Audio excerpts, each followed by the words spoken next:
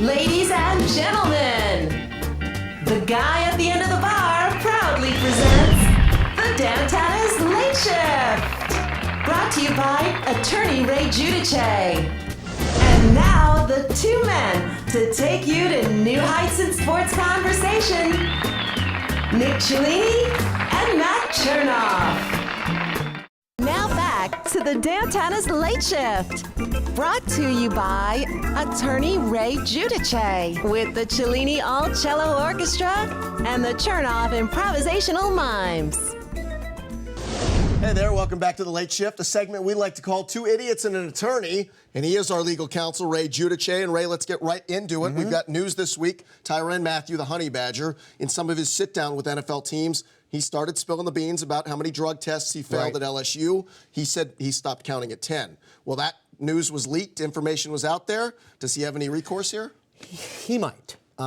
These interviews should be held confidential so that players can express themselves, so they can get their information out to these teams that are making multi-million-dollar decisions. So they want honest information, and leaking information can discourage that. Now, was it an agreement of confidentiality signed, or was it just informal? Besides, quite frankly, he admitted to smoking marijuana, which he has smoked marijuana. He's been convicted of smoking marijuana. He hasn't been slandered or defamed. I think he's going to be fine. All right, that's open to interpretation. What's not open to interpretation is if you agree to pay for jewelry and then you don't pay for the jewelry, you're going to get sued. J.R. Smith of the Knicks is facing a $48,000 payment. He has already lost this case by not filing an answer to the lawsuit, so it went into what's called default judgment. You lose by default. That case is closed. The judges assign the interest, attorney's fees, court costs, and the principal. That judgment is going to be taken out of his paycheck from the New York Knicks.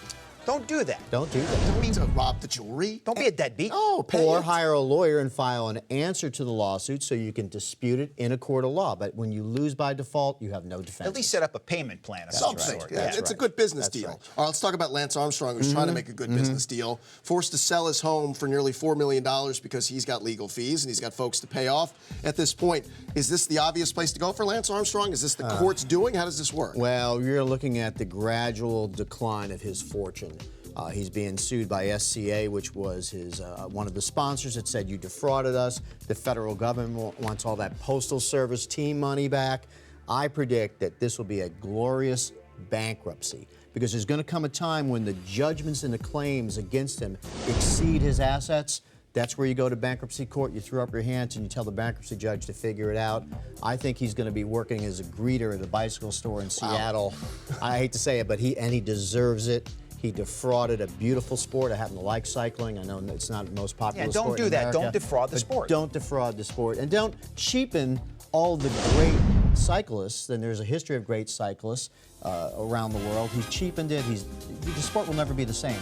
One man took it down. That's why he's the best in the business, our legal counsel. You saw ways to get in touch with him, Ray Giudice. That's going to do it for us for this week on The Late Shift. For Nick and Ray, I'm Matt. Thanks for Ernie Johnson Jr. joining us as well. Have a great night, everybody. We'll talk to you next week.